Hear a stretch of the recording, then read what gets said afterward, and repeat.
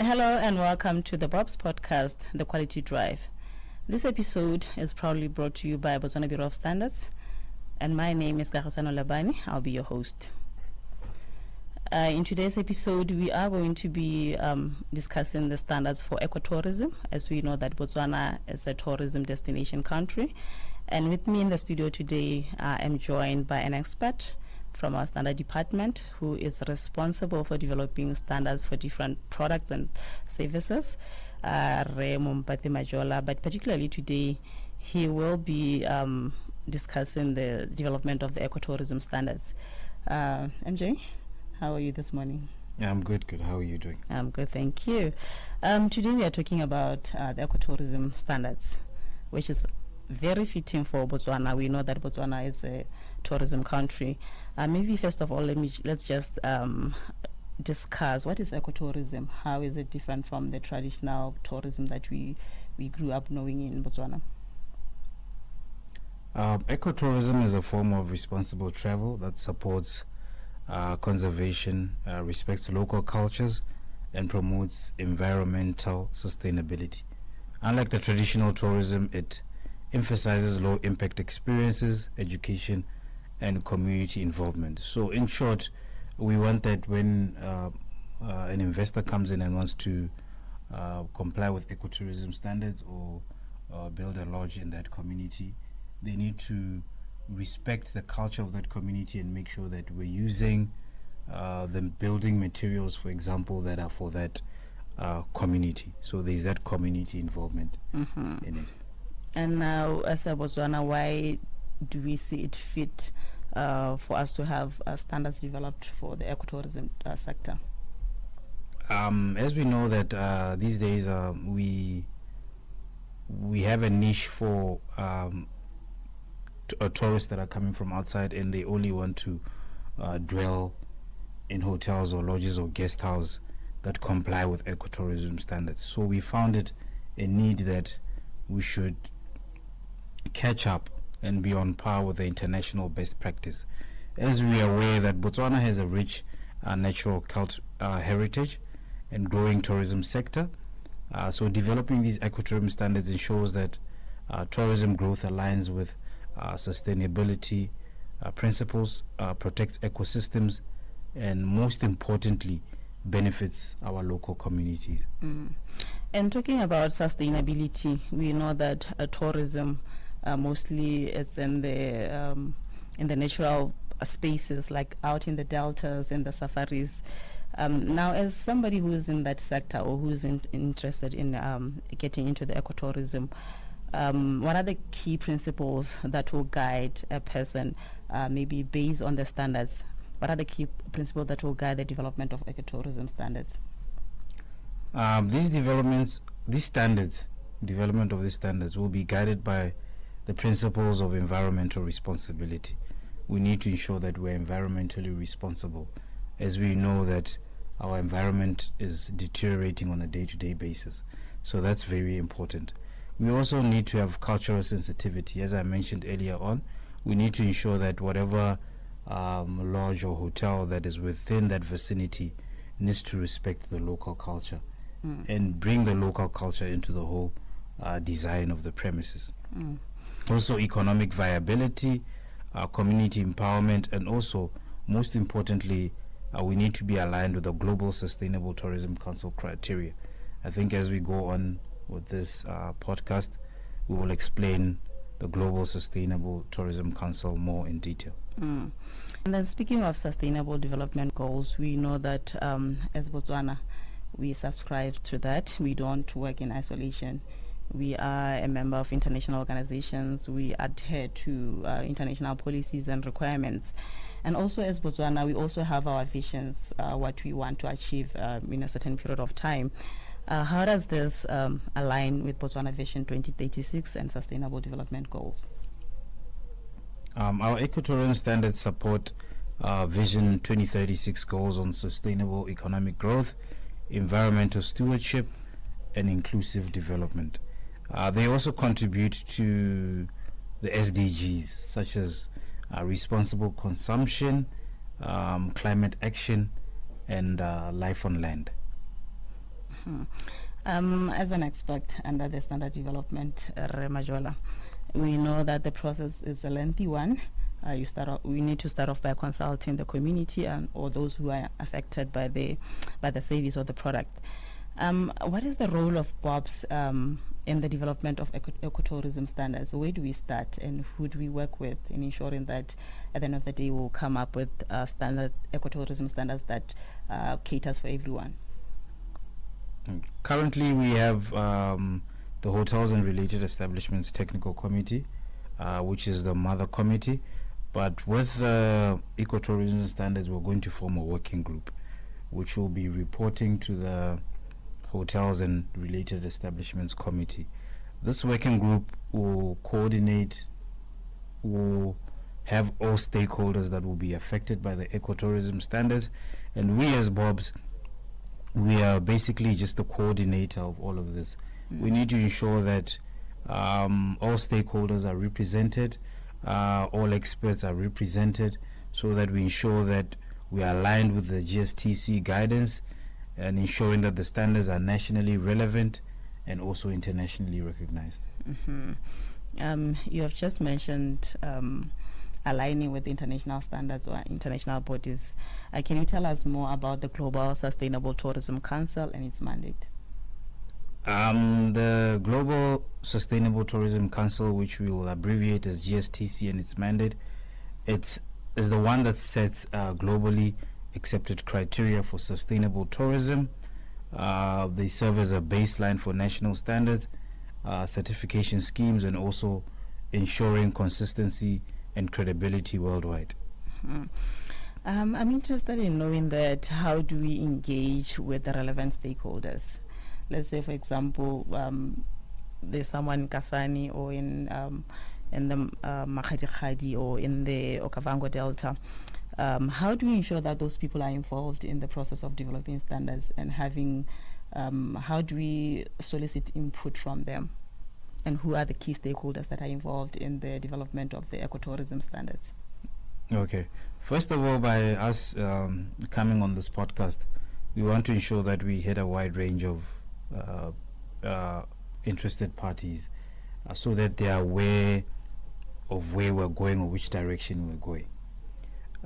By them being aware, that means when this standard now comes into place or when it's at public comments, the stakeholders, for example, your tourism operators, your community representatives, conservation groups, regulatory authorities, hospitality industry players, and other technical experts in the sustainability and tourism will then be interested or show an interest in being part of the working group. Yes. And how do you ensure that this process is inclusive of everyone? How do you ensure that the voices of everyone in the value chain is represented? BOBS, we follow an inclusive, consensus-based approach. We invite diverse stakeholders to participate in technical committees, and we also have public comments during the 2 months that we floated on the relevant newspapers. This is meant for people that were not privy of sitting in this technical committee. They're able to come and request for information, see the draft documents that we've done, and for them to have an input. So this public consultations also ensure transparency and buy-in. We want, for when the standard is finally gazetted by the minister as a Botswana standard, we want buy-in. We want the community to feel, or the tourism industry to feel like they were really involved in development of these standards. Maybe just for the information of our viewers, kind of for their sake, this ecotourism standards, will it be the first time that we have the standards developed, or is a revision of the existing standards? Do we have them in place at the moment, or is it a new development? I would say it's basically a new development, because initially in the BOS 50 series, in the grading of the hotels and related establishments, there was only a small portion or small paragraph which was in the annex, which included sustainable tourism or responsible tourism. So now we're basically going in depth and saying we're coming with a fully fledged standard that is going to address ecotourism. Like I've asked before, or how do we ensure that everyone in the value chain is represented? How do we ensure that the public get to participate in the process of developing standards? How do we reach them? The public can engage through the 60 days or 2 months public comments period.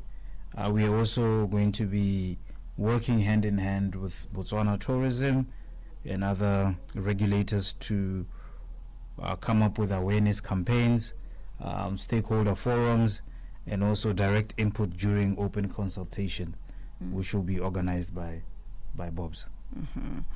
Many times we know that with the standards or the technical regulations, we get a lot of resistance from the end users or the business community, with the belief that maybe standards are meant to be technical barriers to their operations. So can you reiterate to the viewers why is it important for citizens, the operators, and other relevant stakeholders to engage in this process of development, and how is it going? How are the standards going to benefit them in the long run?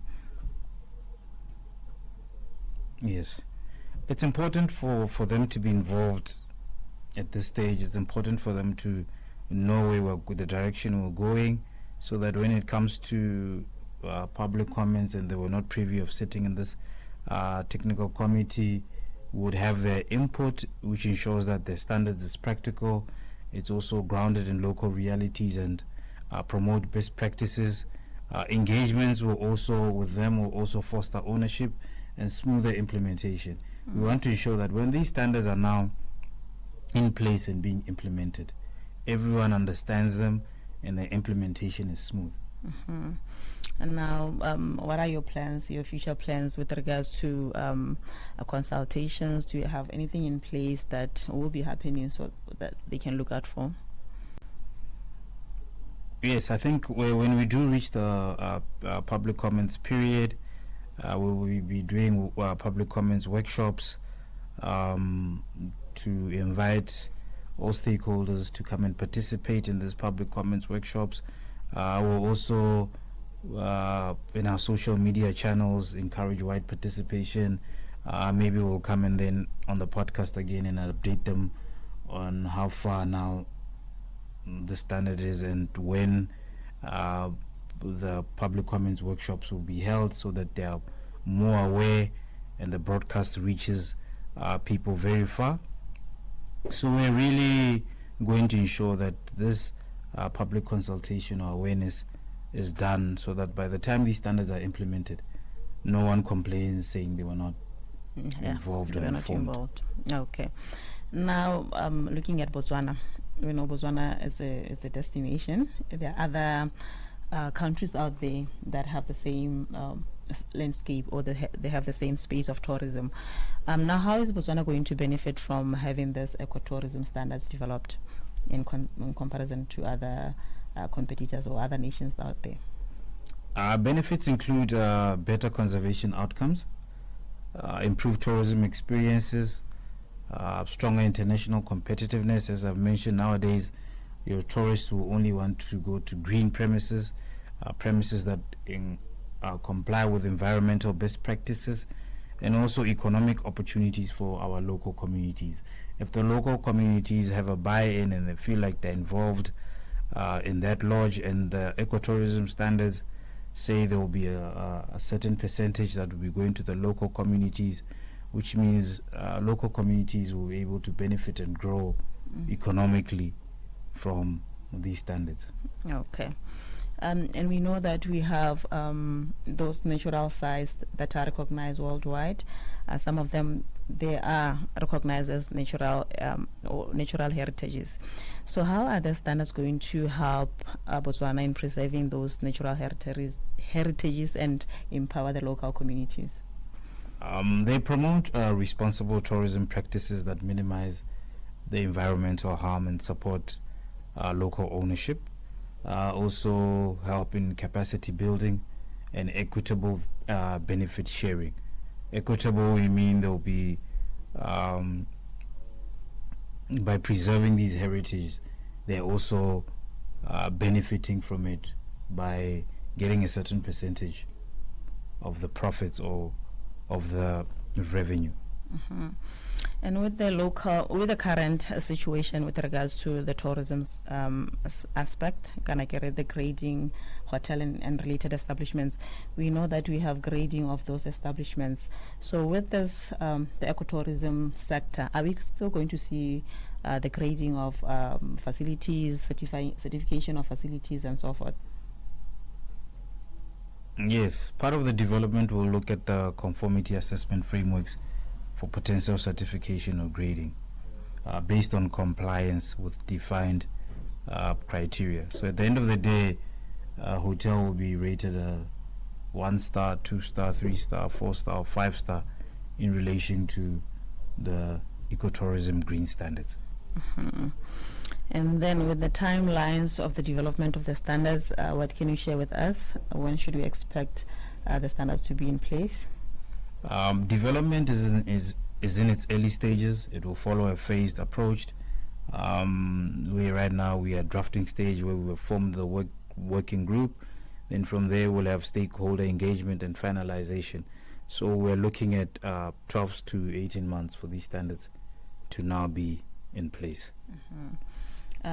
We know that the next stage after the development of the standards is implementation.